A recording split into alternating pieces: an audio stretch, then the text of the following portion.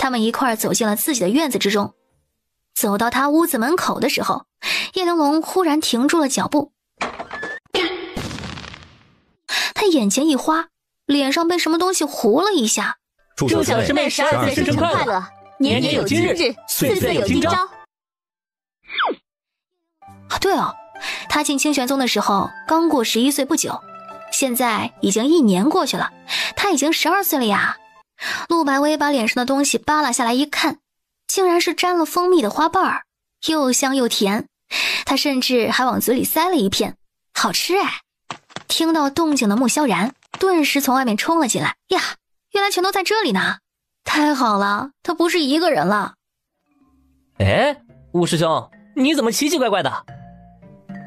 啊，我？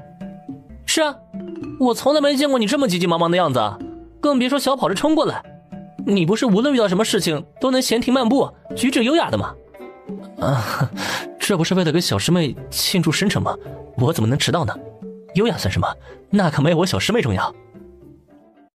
别愣着了，都进来吧，一起给小师妹过个生辰。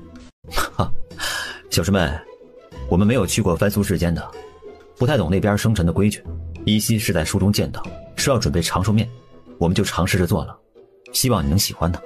喜欢，师兄师姐给我做什么我都喜欢，那我就先吃。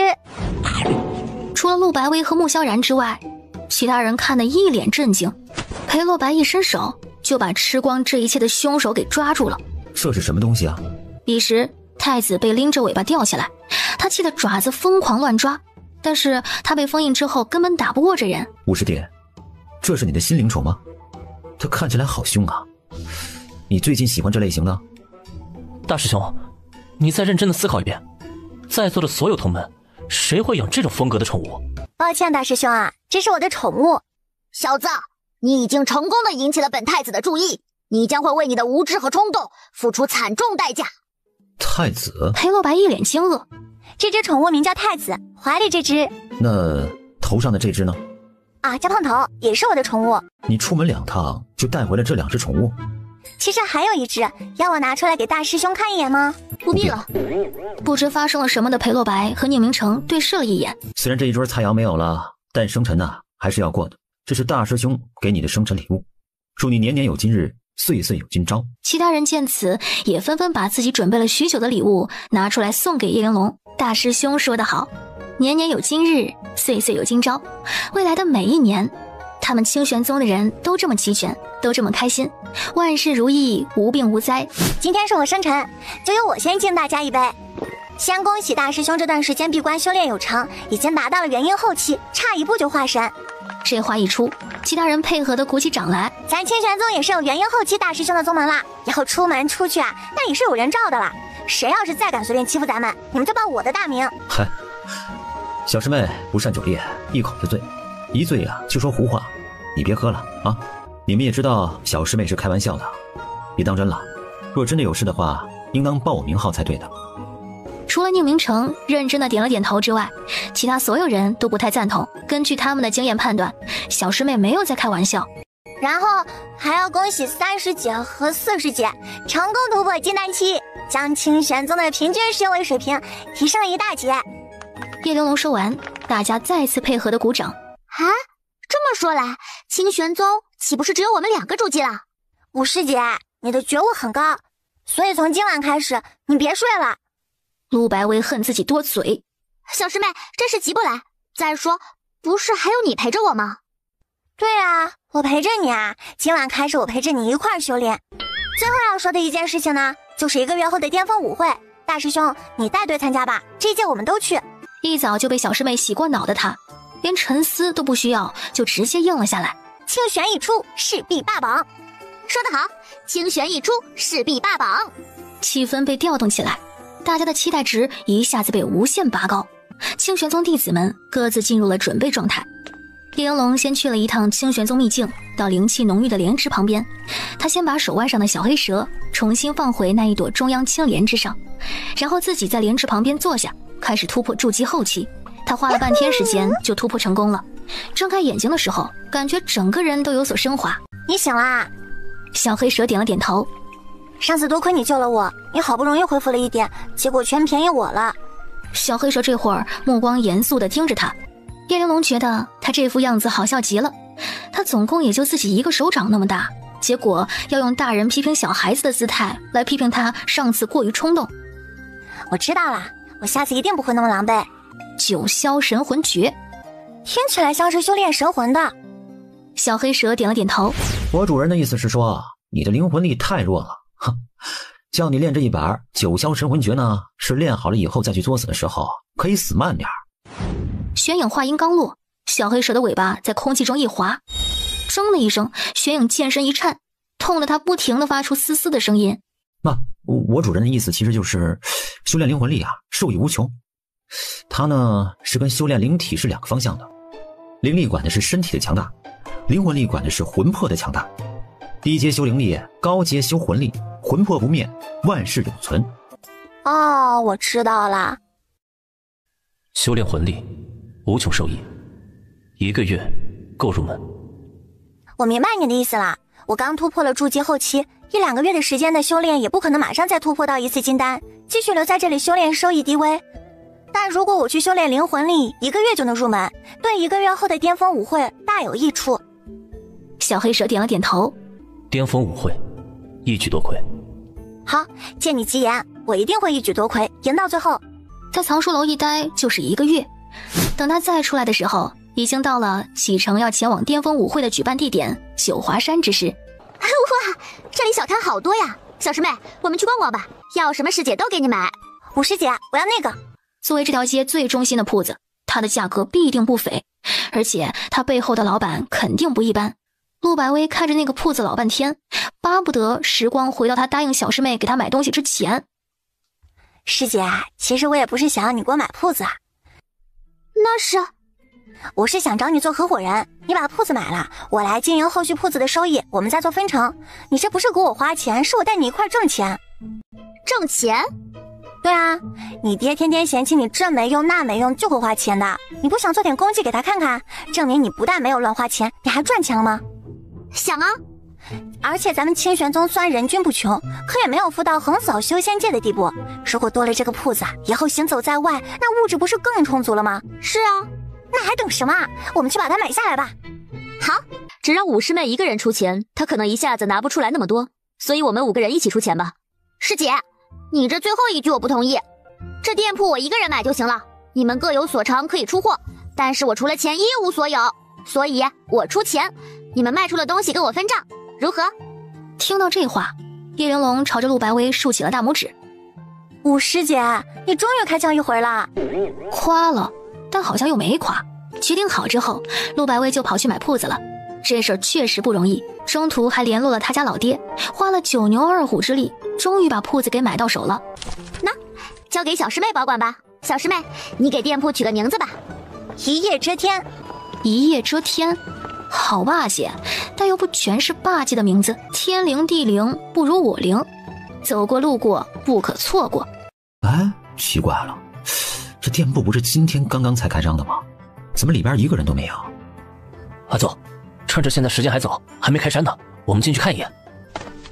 几个好奇的人刚迈进去第一步，便听到耳边传来一道好听的女声：“欢迎贵客光临。”嗨，有意思啊，这也太有意思了吧？哪个大能在这里开的店呢？烈阳殿弟子造访，让一让，全都给老子让一让。一叶遮天，嘿呦，好大的口气！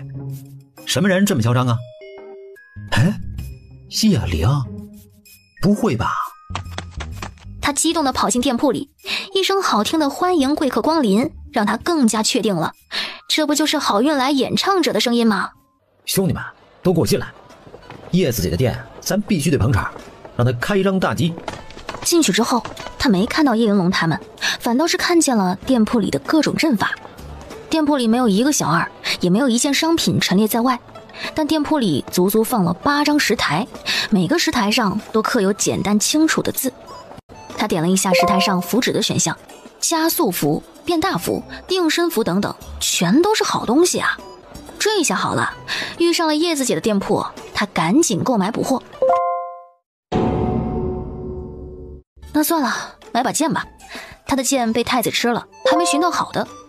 灵气灵剑已售罄，丹药清心丹已售罄。罗延忠猛地回过头去，看着乌泱泱的一大片人，烦死了。我没想到啊，东西真的很好吗？当然了，能一天弄出这么大个阵法，用这种无人售货的方式经营的店铺，肯定是某家大能啊！店铺的格调都不一样了，东西能不好吗？好得很，我今天来得早，抢了好几张符纸，试了一张之后又跑来多存一些，结果全卖光了。不仅符纸好用，我刚刚在这里还买了一把剑，那手艺是真没得说，也不知道是哪个大宗门出品的，反正我赚大发了。罗延忠是一刻也听不下去了，气得转身就跑了。店铺存货已售罄，感谢各位光临，老板不会时间不定，大家有缘再见。请问各位是清玄宗？清玄宗？修仙界有这个宗门吗？没看到清玄宗的名字呀。清玄宗有的，但他们门派除了收徒大会参加之外，其他宗门联盟的活动一个都不参与的。那就是有了，辛苦。我们一共9个弟子，玉牌每人1个，在上面写下你们的名字，它会作为你们在巅峰舞会的唯一标识，请勿弄丢了。多谢了。他们就跟散修一样的临时参加，来之前是没有门派统一报名的。哎，这是什么宗门啊？要弟子自己报名的？他们师傅不管吗？看起来不像是有师傅的样子。天哪，还有这种门派？修仙界之大，无奇不有，他们是重在参与，帮忙垫底。这话一出，那些个散修全都看着他们笑了起来。喂，你们是哪个宗门的？他们喊得很不礼貌，清玄宗的弟子们没有一个搭理他们。嘿，看见没？都被这样羞辱了，还一声不吭的宗门，基本都是来送菜的。大叔，小不点儿，有事啊？你为什么要嘲笑我们？嘲笑就嘲笑啊，哪有那么多为什么？可是我们宗门那么弱，而且无组织、无纪律、无人管，这么好的一个机会，你光是嘲笑2声吗？不拿出点实际行动过来占占便宜吗？这话好有道理啊！大叔，你嘲笑了我们，我们很生气，我们也是要面子的，要么我们就堂堂正正比一场吧。那人一愣，要是你赢了我们，我赔你1000块中品灵石；要是你输给我们，我也不要你钱。你知道我们门派特别可怜，你在我们正式比武的时候，去给我们装个声势就行。这什么宗门啊？出来的小孩怎么傻了吧唧的？不怕亏的钱袋都要空了吗？你怎么还在犹豫呢？你年纪这么大，阅历这么深，该不会怕我一个小孩子坑你吧？那人往叶玲珑的身后扫了一眼，他的同门也都是年纪不大，修为不是筑基就是金丹，看起来确实不厉害。胡说八道，我怎么会怕了你？那行，我们开始签协议吧。不是吧？这么认真的？我签好了，轮到你了。那人反复的看了好几遍，赢了血赚，输了不亏呀，天上掉馅饼了，真有这种好事儿？那人犹豫了一下，一咬牙签下了自己的名字，丁家鹏。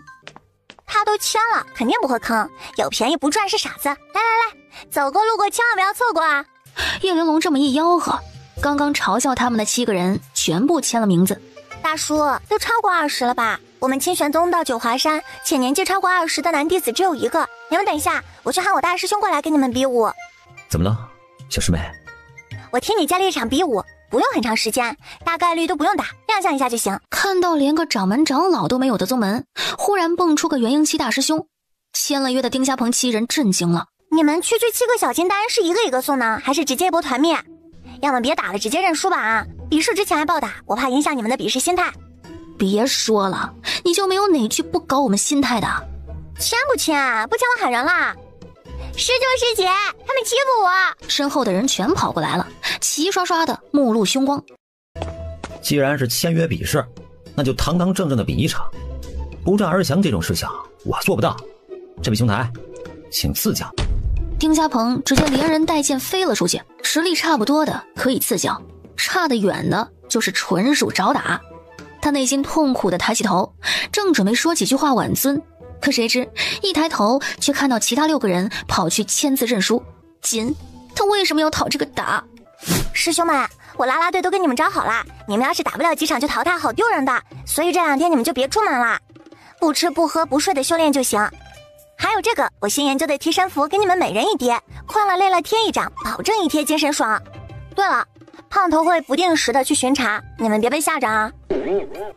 你们也不想被胖头打小报告吧？他那个果呀，说话不好听的。一瞬间又回到了当初在青兰峰上被小师妹支配的恐惧时光。小师妹放心吧，师兄们都很自觉的。师兄们超棒的，我等着你们大杀四方，带我装备带我飞。4个师兄被他这模样给逗笑了，那一瞬间忽然觉得努力点也是应该的，省得连爱惹事的小师妹都保护不了。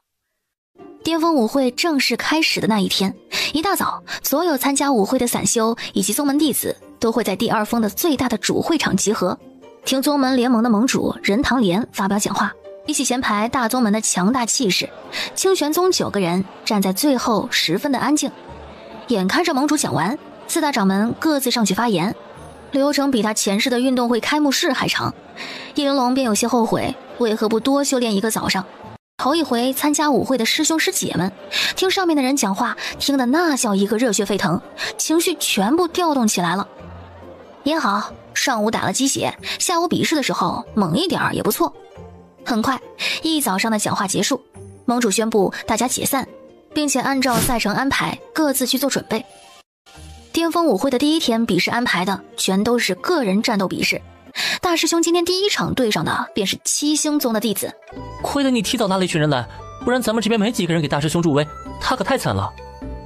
叶玲珑点了点头，感谢那几位散修送的温暖。其实吧，小组赛的时候没什么好看的，咱七星宗的弟子每年的小组赛都能全部出现，也就是掌门非要咱来看个热闹。你们呢？这巅峰舞会是5年一次，每次都会有那么1-2个意外了，这不就是看点吗？再说了，天天待在宗门里面，你们不腻吗？多看看这些后辈吧，后辈才是咱修仙界未来的希望啊！是，掌门说的是。那我们且好好看看，咱七星宗这修仙界未来的期望如何，能不能稳定发挥，带来惊喜？惊喜呢，就不必期待了。毕竟这一场是跟一个没听过名字的小宗门，叫什么清玄宗的，大概率是速战速决了。七星宗跟家园。清玄宗裴洛白。看到裴洛白是个元婴的时候，台上台下的七星宗人全都傻眼了。20岁以上50岁以下的弟子里面，修为能达到元婴的屈指可数。大师兄威武，大师兄必胜，大师兄打他！他这一喊，气氛组立马就跟上，在一旁尽职尽责地喊着。七星宗的弟子们准备喊起来，他们刚开口，名字刚喊完，助威词还没出口，咚的一声响，战斗结束。这就很突然，也很没面子。大师兄赢了，大师兄超级厉害，大师兄，大师兄！陆白薇这一喊，气氛组马上跟上。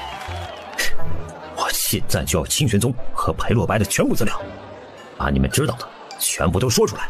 但不曾想，竟然没有一个人开口回答他们的问题。荣月师妹，不如你来说吧，你妹妹不是拜入清玄宗了吗？你应该最了解。所以爱会消失吗？其实我有一个疑惑，像我这么明显的废柴不被人发现也就算了，大师兄这么优秀，天赋这么高，师傅是怎么从授徒大会捡漏捡到他的？师傅的弟子大部分是他在外面自己捡的啊，也就只有我们5个是收徒大会上捡漏捡来的。那其他师兄是哪里捡的？那就要问师傅或者问他们自己了。多好一个苗子，怎么就被师傅诓回来了呢？那大师姐呢？他就更神秘了，我们来的时候他就在闭关了，没怎么见过。发什么呆呢，小师妹？刚刚大师兄比武看见了？看见了。没偷懒吧？叶玲珑一愣，没有。那以后能不能把胖头巡逻的环节给取消了呀？胖头来巡逻就算了，可为什么太子也会来？就怕哪天连招财都飘屋顶了，这谁顶得住？好吧，我叫胖头别来了。4位师兄顿时一喜，有空我自己来。4位师兄顿时一僵，还是胖头来吧，我怕影响你修炼。其他师兄把头一点，啊，好吧。叶云龙低头看了一眼手里的比武场次安排表，快走啊！要赶下一场了，气氛组注意跟上啊！第2场比试是莫萧然的，打不过我大师兄就算了，不会喊个口号都喊不赢别人吧？这口气不能扬啊，这面子不能丢。说的好有道理啊！比试前，比武场上气氛超级热烈，双方呐喊的火拼持续不停，一直到比试开始后的几秒后，世界安静了。搞什么呀？喊半天就打一招啊！大家都是金丹呐，怎么你们一碰就碎呀？质量不行啊！走了，马上下一场。接下来他们一连赶了2场，季子卓的场和宁明成的场，两人依旧是没有意外的速战速决了。随着清玄宗4场大优势全胜，清玄宗的名号在巅峰舞会渐渐的响了起来。去看看他们下一场是不是又秒杀呀？哎，竟然是在初级组的比试，那不是小孩打架吗？可是往年初级场的比试不是都没人吗？为什么今天那么多人呢？等下，我们好像挤不进去啊！气氛组一看这状况，顿时就慌了。误会吧？对面是什么来头？场面这么大的，这怎么喊得赢啊？喊不赢就算了，一下午啦，你们也歇歇吧。就最后一场了，我们尽力。不喊也没事儿，我不在乎这虚荣。不在乎这虚荣？你绑架我们当3个月的气氛组？谁这么大的牌面，能让一个初级组的比武场挤成这样子？还能有谁啊？叶荣月呗。小叶子的对手也不可能是叶荣月呀，他们不在一个组啊。刚刚我中途离队去参加自己比试的时候，曾路过叶荣月的比武场，那观众人数啊，完全比不上这里。啊？这就匪夷所思了。原来都是他的老熟人啊！叶子姐必杀，叶子姐秒杀，叶子姐超凶啊！竟然喊一个12岁的小孩做姐！看什么看？她一天是我姐，一辈子就都是我姐。叶子姐威我！玲珑，我们来给你助威了。之前说好了巅峰舞会见的，这不就又见面了吗？几个月不见，玲珑她变得更可爱了。搞什么啊？那小子到现在还惦记我家小师妹，谁给他的脸？怎么回事？我担心了一整天，怕他比武没人看，专门带人过来给他助威，结果人家还抢我前头了，我还以为满场的人都是对面请来的，是我天真了。嗓门大点儿，不然人家听不见的。小豆芽，看这边，哥哥来给你镇场子了，好好发挥，不要有压力啊！实在打不赢的话，结束以后，哥哥给你1对1临时恶补。他大师兄我还在这里呢，用不着你费心了。就是，我叶子姐的强悍，你是一无所知的。哼，没错，玲珑很厉害的，他才不用你教。谢灵义原本只是想来看看有没有人能暴打叶玲珑。叶玲珑，好好打，你姐姐和我们都会支持你的。谢灵义他抽的什么风啊？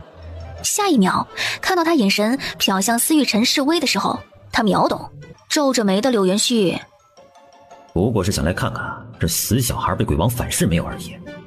同门这几个喊这么大声做什么？好气呀！黑着脸的贺连放，也就是想知道那个凶手到底有没有被这个死小孩抓住而已。同门为何全身上下散发着白痴一样的气息？好烦呐！咚的一声响，比武正式开始。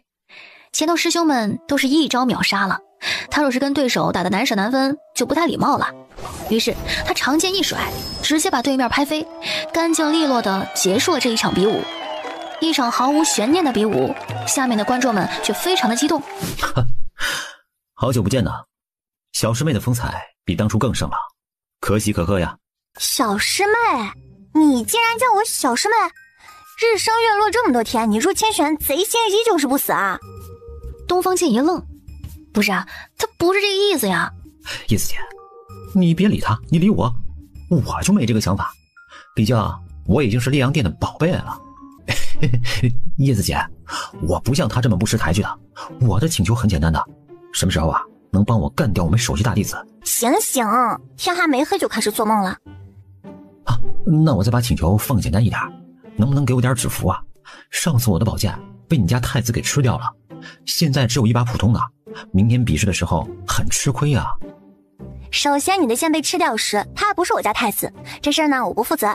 其次，如果你不服气，我可以叫他出来，你找他算账。哎呦，叶子姐，闭嘴！叶云龙从戒指里掏出了几张符纸，塞到了罗延忠的手里。罗延忠两眼放光，激动不已。玲珑，你为什么要给他送符纸啊？是因为他喊的卖力吗？我刚刚也挺卖力的，要不……雨星洲还没说完，叶玲珑就已经把符纸掏了出来，递给了他。拿去，不谢。不是吧？他费尽唇舌才拿到的符纸，那毛小子话都没说完就给了？凭什么？叶子姐这也太偏心了吧？不是吧？这么快就打发他了吗？他还想多跟他说几句话呢。他无助地回过头去看他的师兄，只见徐之峰指了指自己，他立马心领神会。啊，还有我师兄他。雨星洲话还没说完，叶玲珑又掏出一叠递给他，替我向你师兄问好。对话就又结束了。辛苦大家，让一让啊！哼，好笑。江玉征被这两人拦住，没能如愿走到叶玲珑的面前。他正要开口，发现叶玲珑那几个师兄也跟着一块儿把他给挡住了。这下直接连人都看不见了。第二天，他们清玄宗的比试只有幻术、炼气、炼丹以及制服，这几项比赛几乎是同时进行的。叶玲珑到比赛场的时候，比赛很快就开始了。比赛内容很简单，在规定的时间内写出20个基础类型的符文，写完交上去就算结束。叶玲珑拿到符纸之后，刷刷刷的写20张符纸，他1分钟不到就写完了。看到他写完上去交符纸，其他人顿时就愣住了。你这是弃赛？我写完了。你在开什么玩笑？写一张符纸需要全神贯注，需要运转灵力，需要境界合一，这样写出来的符文才有用。你是糊弄谁呢？我有没有糊弄？你看我符纸就知道了。你这是什么态度啊？你莫着急，莫着急，让我来看看这位小弟子的符文，若是写的不好，淘汰掉便是了。你怎么不说话了？也被这不端正的态度给气到了。他正要去把符纸撕下来，结果却发现符纸在他身上消失了。见此，叶玲珑又拿出符笔，重新写了一张。现在我交的符纸算数了吗？哎呦，算呐，怎么能不算呢？不知你师从哪位高人呢？师从掌门华修远。哎呦啊，可惜了呀！若是有机会，我定登门造访，向你师父请教。那我可以离开了吗？你可以回去了，我们下一场比赛见。这是你的符纸，你可以拿回去了。多谢大师。叶玲珑拿走了自己的符纸，走出了比赛场。好不容易解开了禁言符的崔新成，你小子故意的吧？那么多张符，你给我挑了张禁言符不让我说话，你是不是对人家小女娃动了心思，怕我跟你抢人，所以才暗算我的？有些人表面和善，实际上一肚子坏水，贼得很。小组赛结束后休息了2天，新的分组和场次安排便公开了。小师妹，什么情况？这是有人在针对你吧？无所谓啊，要拿魁首迟早要对上，他上赶着提前给我当垫脚石，那我就成全他呗。只是这么明显的针对，就怕对方会做手脚。可我还是担心呢。大师兄，你不要这么慈悲心了，人家都针对小师妹了，你还担心人家干嘛？小师妹，这里是巅峰舞会各大掌门长老云集的地方，咱们清玄宗暂时还是名门正派，你到时候明面上收敛点。他转头去看了一眼跟着点头的宁明成。你懂了？不懂，但可以装懂，这样不会显得格格不入。玲珑，你在这里啊？你看到淘汰赛的安排了吗？看到了。你怎么会那么倒霉，遇上曹永新呢？不过没关系，我之前研究过他。原来是送情报的，那就欢迎欢迎了。曹永新是北斗宗掌门的儿子，从小因为天赋不错，被北斗宗倾尽资源去培养，所以他突破的速度也是很快的。到今年15，没准啊，已经到金丹中期了。所以这个曹永新，你不可小觑啊。叶玲珑点了点头。哼，说什么屁话呢？要我说呀，他这种含着金汤匙出生的，实力远远比不上我们叶子姐。他是有天赋没错，但是为了他一个人，整个北斗宗啊都被拖垮了，就是因为北斗宗所有的资源都往他身上给倒了。说了半天有没有讲到重点呢？我给你查清楚了，宏宇商行这些年渐渐嚣张起来，就是因为跟北斗宗勾结了。大的宗门他们不敢动，小的宗门全都压得死死的。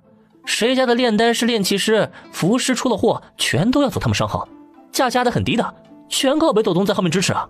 你们清玄宗3个人在非战斗类的比赛中表现很优异，炼制出了不少好东西，但却不愿意跟他们合作，直接惹毛了他们。所以他们现在花钱买通排赛上的人，想让你提前滚蛋。这个我懂。宏宇商行的人看你不顺眼，但是因为你们出门带保镖，他们奈何不了，所以啊，就想办法在正赛场收拾你。一般这种情况是要下黑手了。什么叫下黑手？下黑手的意思吧，就是正大光明的在比武台上把你打残，甚至打死。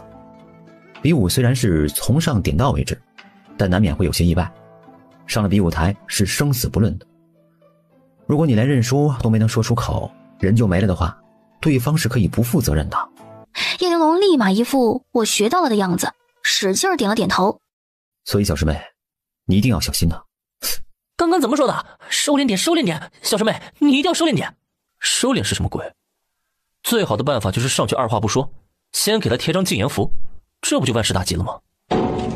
那个出门就要搞事打架的七师弟，张口闭口收敛点；那个平时温文尔雅的五师兄，开口就是贴个禁言符，贴上去，然后呢？是他想那样吗？小师妹，我觉得这个办法最稳妥。万一北斗宗来报仇呢？简单啊，报清玄宗地址，师傅会搞定的。这样确实没有后顾之忧了。不是，你们在说什么呀？我一句没听懂。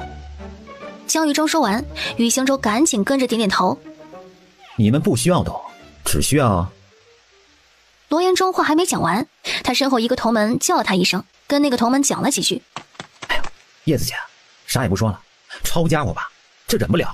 最新消息，他们要在你和曹永俊比赛当天早上去砸你家店铺，砸完之后会在你比赛时准时跑来羞辱你。他们既要杀人，也要诛心呐。好事啊！怎么样？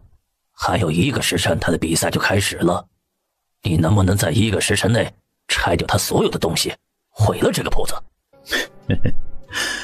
不过是一个年幼小女娃搞的孩子而已，要搭建不容易，要拆除那可太简单了。那行，咱今天就让他知道，屁店大的宗门也敢招惹宏宇商行，下场会有多难看。看到门口上贴了张纸条，本店全部货物售罄，暂不开门，闲杂人等请勿进入，违者倾家荡产，没地儿哭。幼稚把戏，我偏要进去，给我上！二当家率先冲在前头，一脚踹开了一夜遮天铺的大门。今天的铺子里什么也没有，下一秒店铺的门就给关上了。二当家，我总觉得这铺子好像是有蹊跷啊。废话，就你看出来了吗？要不我们先退出去看看？退什么退？来都来了，谁退谁怂。哎呦，这不是怂不怂的问题啊，这显然是不对劲儿啊。我们，诶，刚刚是谁在说话？声音这么欠揍。我呀，哼，你罗大爷，我在这里呢。你们带的是什么狗屁的服饰啊？这么简单的隐身服都没有看穿，业务水平不行啊！你怎么在这里啊？隐身服啊，这都不知道？你们这个服饰是骗子吧？天哪，我还以为来了一群什么厉害的人物，原来是群傻子。这都还没开打呢，就先被服饰给骗了一笔。胡说八道什么？老子是北斗宗的高级服饰，掌门亲自派来的，能有假？哦，原来宏宇商行勾结北斗宗啊！知道了。不是，你为什么要自报家门呢？不是，我也不想了。你怎么回事？你不是马上要参加淘汰赛的对战了吗？离开时不到1个时辰了，你还不去？你是怕了打算弃权吗？弃权不好吗？你们安排曹永新揍我，我弃权在这儿蹲你，这样一来我店铺也保住了，人也安全了，不是吗？你觉得就凭你们2个能保得住你这破店？这么巧，我今天也是带人的。哎，别想了啊，咱们直接明牌吧。我们就是来店铺里看一眼有没有东西卖而已，没想做什么。看见没，七星宗，以后你要是想联合北斗宗寻仇什么的，我们随时欢迎的。你们不是清玄宗的吗？怎么会有七星宗这么大的靠山呢？我姐姐是七星宗的叶荣月啊。我错了，我也是受人唆使的。你错哪儿了？你不就是进我铺子里来了吗？也没打砸抢啊。对呀，咱也没有到不死不休的地步嘛。放心，我先都提醒你们了，我只是要你们倾家荡产而已。一夜遮天，无人售货，来偷来抢，留下当货，明码标价，欢迎赎回。呵呵，有意思，太有意思啊！我来看看啊，这些小偷都卖什么价格？这个最贵，这个最便宜，然后是这个，哎，莫不是按照颜值定价的？虽然，但是真的会有人来赎他们吗？这么高的价钱，要换做我就当不认识算了。我只能说，一夜遮天的老板简直太牛了。不行，太有意思了，我来玩一会儿。叶玲珑，快，马上轮到你了！北斗宗那边已经就绪了，我们这边气氛组也准备好了，你一定要赢呐！北斗宗，曹永新，清玄宗叶玲珑。比试正式开始，曹永新手中的长剑一挥，便朝着叶玲珑砍了过来。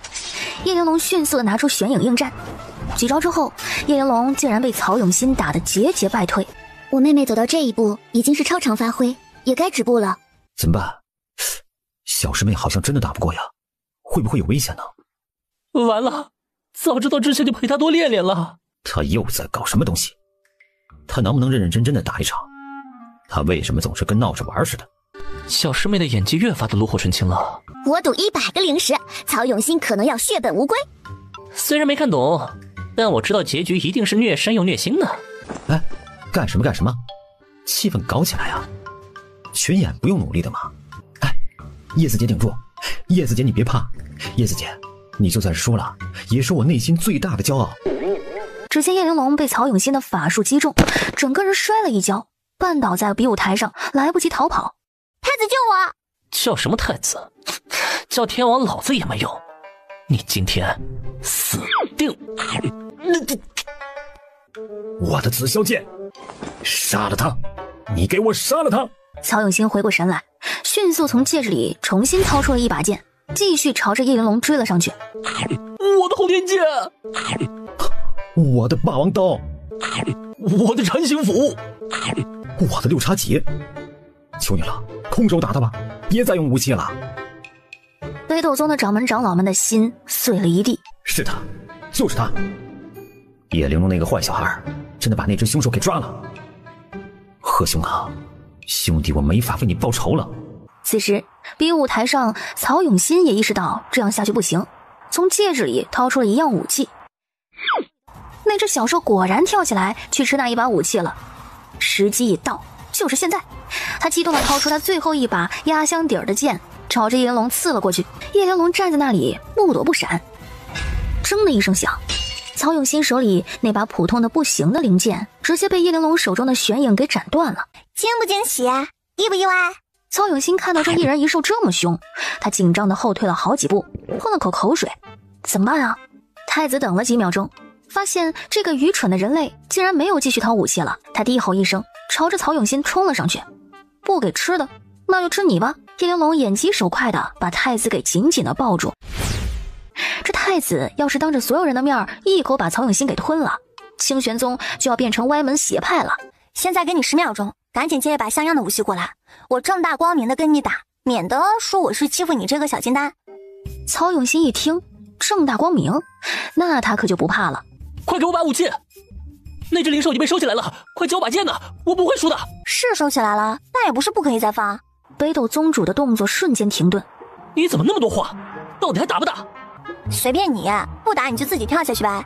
要打的话，我过来了。求求了，姑奶奶啊，别搞心态了啊！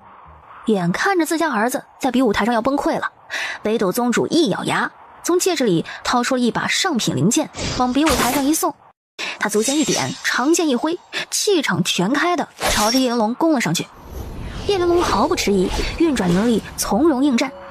叮叮叮，长剑相撞的悦耳声音从比武台上传来。两个人一开打，便是旗鼓相当。就在这时，叶玲珑后退了2步，手中的玄影往前一送，招天神剑诀。曹永新脸色一下子变了，他在剑招下不停地躲闪。这是什么剑诀？好强大呀！我怎么从来没见过？他迫不得已疯狂后退，比剑法他根本就比不过呀！再打下去，他迟早要被削成泥。好在他是土系丹灵根的天才，千山万重诀。眼看着无数的落石从他脑袋上砸下来，大重生术，无数的荧光从他掌心处飞散开来。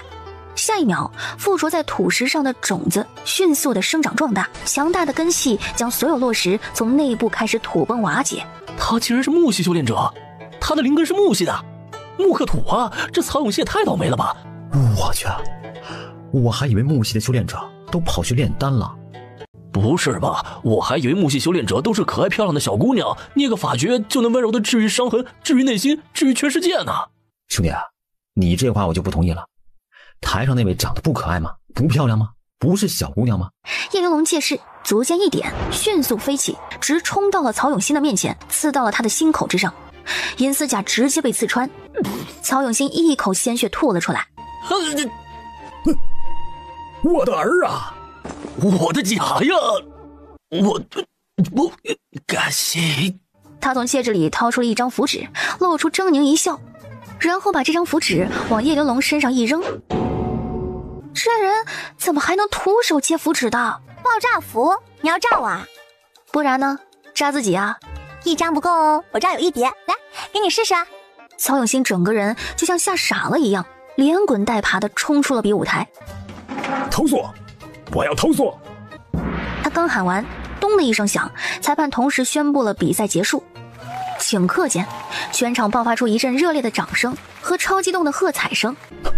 盟主，你可千万要替我们做主啊！一场比赛，他那只灵兽吞了我们这么多灵气。盟主，我们师父身体不适，在宗门休养，这次只有我们弟子前来，有什么不妥之处还请担待，有什么事情直接冲我来就好了，我一人做事一人当。说话就说话，那么凶干什么？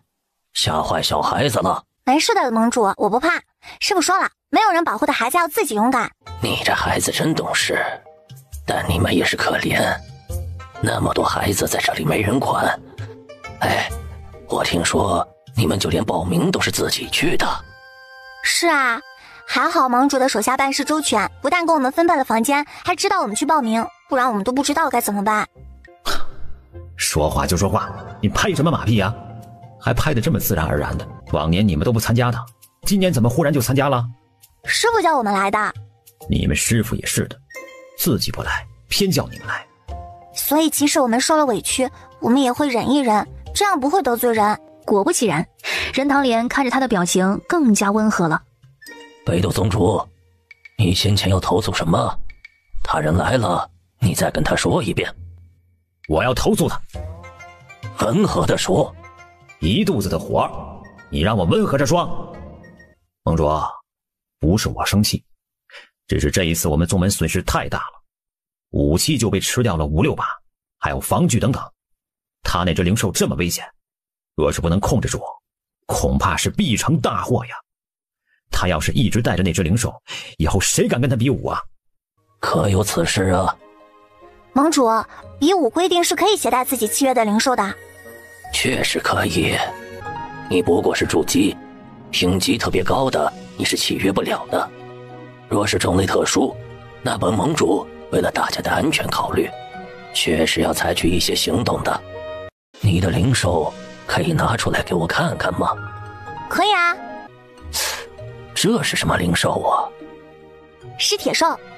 石铁兽？任堂莲一怔，我怎么没有听说过这个？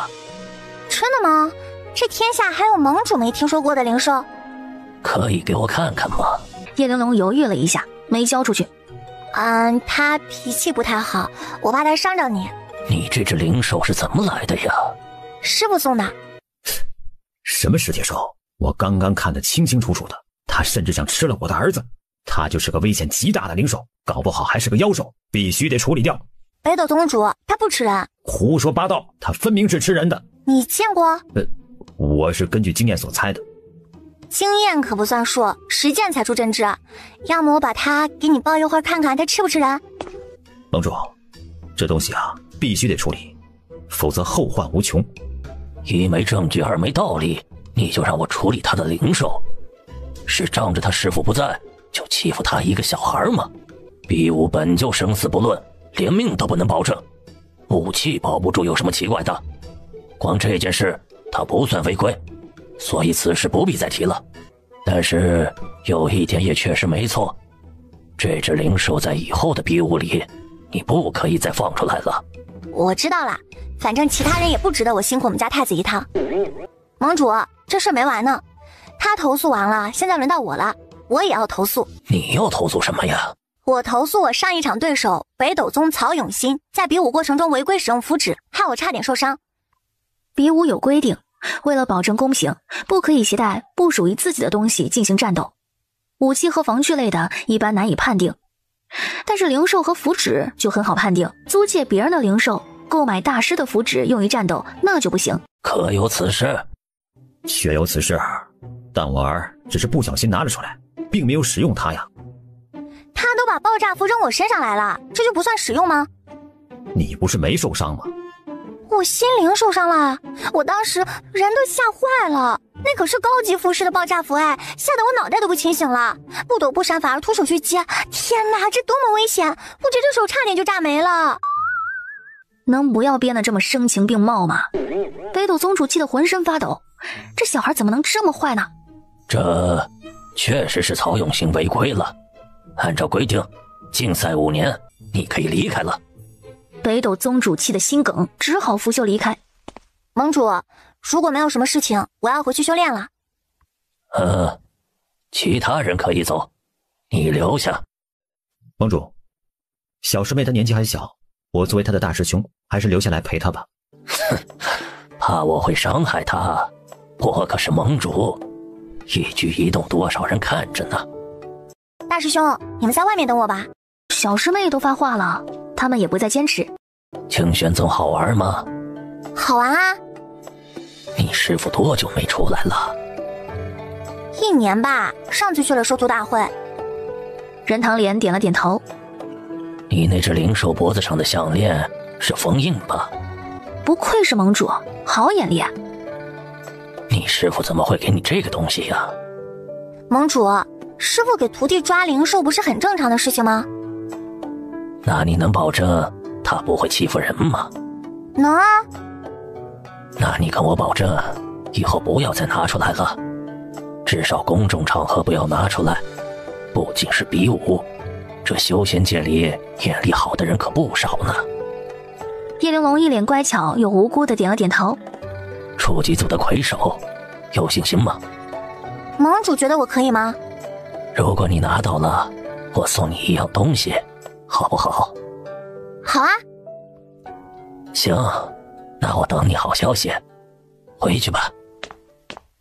叶玲珑告辞离开，看着他离开的背影，任堂莲眉头轻蹙。凶兽现世，必有大劫呀。叶玲珑，干嘛？要不是因为这里是九华山是盟主的地盘，就凭你嚣张拦路的行为，我直接就动手打你了。他把自己要放的狠话提前说完了。好，好得很，这笔账我记下了。今后我北斗宗和你清玄宗是势不两立。听见没？以后在外遇见北斗宗的不用客气啊，直接往死里揍。他们宗主亲口说的。清玄宗众人点了点头。对了，你刚刚在里面一口一个咬定我家太子会吃人，是有人告诉你的吧？我听不懂你说什么。你心里要是没鬼，你会慌吗？我不慌啊，我就是告诉你赫连放他不是好东西，他快自身难保了，你还凑上去跟他共沉沦，你是不是傻？他竟然知道了什么共沉沦，什么自身难保。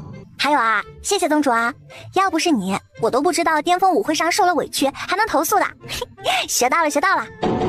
持续心梗的北斗宗主捂了捂心口，难受啊。叶玲珑看对方狠话已经放完，他便安心的离去了。眼看着他要走，北斗宗主忍不住追了2步问道：你刚刚说赫连放他？还真是赫连放啊，我随口说的。嘿，这你也信？时间一晃而过，一直到最后1个月，全部项目的决赛圈比赛开始。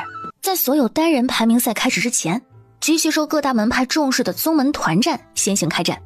每个宗门派出固定7个人参赛，清玄宗是唯一一个又小又凑不齐7个金丹还坚持着上去参赛的宗门。不是吧，真就还有7个金丹都凑不齐也要硬上的宗门？哦，那是清玄宗的，那不奇怪了。胡说八道什么？就算是清玄宗也未必能出奇迹吧。虽然他们有一个元婴，但是有2个筑基啊，2个，其中一个连个人赛都没参加过，来混日子的那种。反正我不看好清玄宗。也不知道是巧合还是故意，团战第一场，清玄宗对上的就是北斗宗。比试即将开始的时候，全场观众都非常的紧张。比武台下，裴洛白看着身后的师弟师妹们，忽然有点紧张，又期待又担心自己发挥不好，影响了师弟师妹们。哎呀，我好紧张啊！我一会儿要是打不好，你们多多担待，我真的很努力了。我努力了2个月，修为终于冲到了筑基后期。可金丹太难了，我就是上不去。我也不想拖后腿啊，可是，哎呦！其他同门顿时心头一松，原来大家都紧张呀，看样子不是我的问题。师姐，有什么好紧张的？对面那几个连当初知云城那2只黑妖豹的实力都没有，你当时就能赢，这次肯定能打爆他们。真的吗？那我不慌了。这一场团战我们怎么打？就按照你之前设计的那个阵法打吗？不，就打那几个小金丹，连个原印都没有，大师兄冲上去一顿乱砍就完事了。所以我们就快点收工回去修炼。不回去，今天就在会场里找个角落，我给你们搭个阵法修炼。我们还是要看看4大宗门的团战，他们是有2个元婴以上的，而且排兵布阵的实力都远超其他，我们的对手是他们，其他小宗门啊随便打打。那行，就按照小师妹说的，速战速决。很快比试正式开始，双方弟子上场。北斗宗、清玄宗。各自的大师兄报了宗门名字之后，咚的一声，团战开始。北斗宗弟子迅速摆阵，气势一下子就出来了。北斗阵，这是北斗宗最出名的那套阵法。看样子北斗宗来报仇是认真啊。